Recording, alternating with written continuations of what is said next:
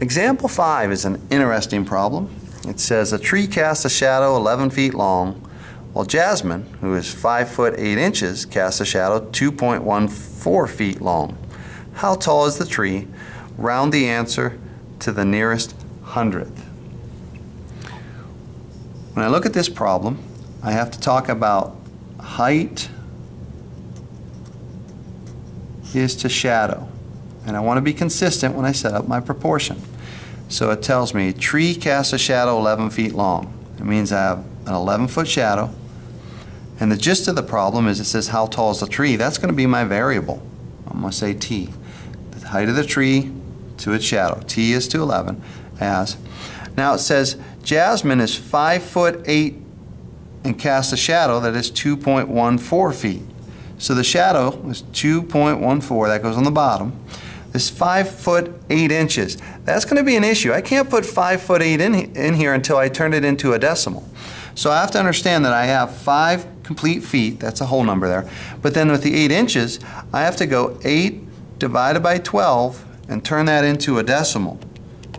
Why am I dividing by 12? I'm dividing by 12 because there's 12 inches in a foot. And when I divide that, I get 0.66 repeating. With a problem like this, when they tell you to round to the nearest hundredth, you're probably going to want to keep several decimal places there, or the other thing you could do is leave this as a fraction. And this would be a problem where you have both decimals and mixed numbers in there. I think I'm going to go with the fraction form. I'm going to call this 2/3. 8/12 is the same as 2/3. And then I'm going to try and solve this.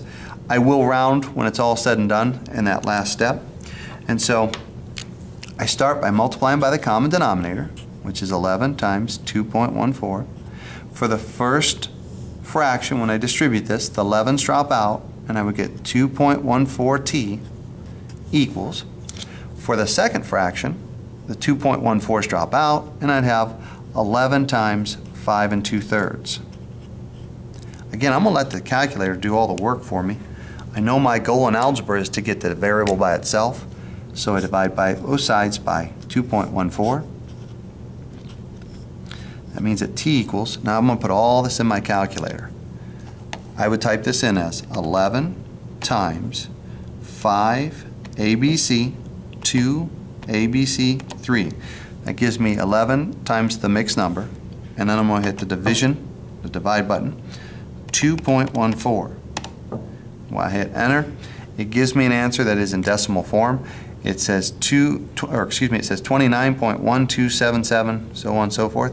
I'm to round to the nearest hundredth, and so I will report this as 29 point, because it says 0.127, I'm going to say 0.13. You round appropriately. And that is example 5.